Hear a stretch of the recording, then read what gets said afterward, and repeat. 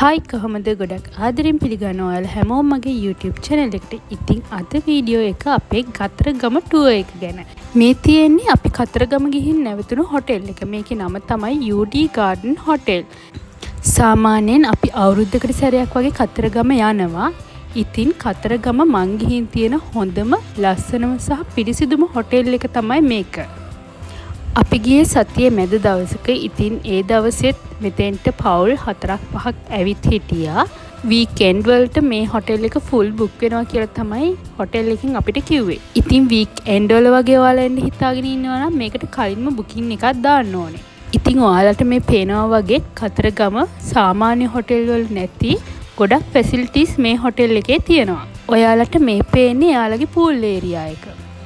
ඉතින් ඔයාලට කතරගම ඇවිල්ලා පූජාවන් ඉවර වෙලා නිදහසේ ඉඳලා යන්න පුළුවන් තැනක් තමයි මේ හොටෙල් එක. අපි පූජාවට ඕනේ බඩු ටික දුන්නාම එයාලා පූජාව රෙඩි කරලා දෙනවා.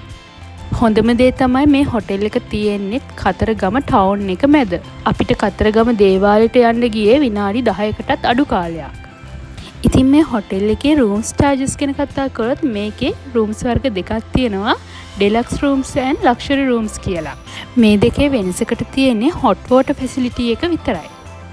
ඉතින් මේ රූම්ස් වර්ග දෙකෙන්ම අපිට අවශ්‍ය විදියට ඩබල් රූම් එකක් හරි ට්‍රිපල් රූම් එකක් හරි අවශ්‍ය නම් ෆැමිලි රූම් එකක් උනත් ගන්න පුළුවන්. ඉතින් මේ රූම්ස් වල charges වෙන්නේ ඩිලක්ස් ඩබල් රූම් එක 6500යි, ඩිලක්ස් ට්‍රිපල් රූම් එක 7500යි සහ ඩිලක්ස් ෆැමිලි රූම් එක 8500යි. ඒ වගේම තමයි ලක්ෂරි ඩබල් රූම් එකේ රූම් charges වෙන්නේ රුපියල් 7000ක්. ඒ වගේම ලක්ෂරි ට්‍රිපල් රූම් එක 8000ක් සහ ලක්ෂරි ෆැමිලි රූම් එක වෙන්නේ 9500ක්. ඉතින් මම කලින් කිව්වා වගේ මේ ඩිලක්ස් රූම්ස් සහ ලක්ෂරි රූම්ස් වෙනස් වෙන්නේ හොට් වෝටර් ෆැසිලිටි එකෙන් විතරයි. ඉතින් මේ තියෙන්නේ අපි එදා නැවතිලා හිටිය රූම් එක.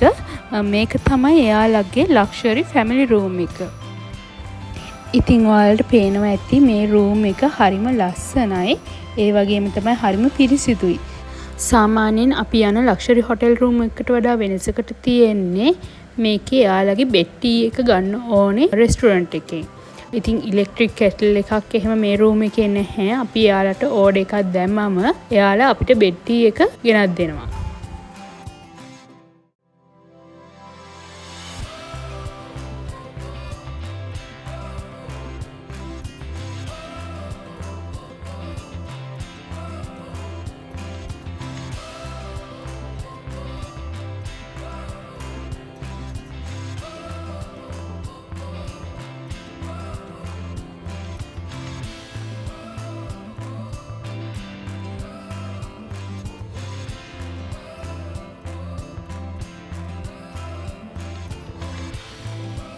මේ තියෙන්නේ හොටෙල් එකේ තියෙන රෙස්ටුරන්ට් එක.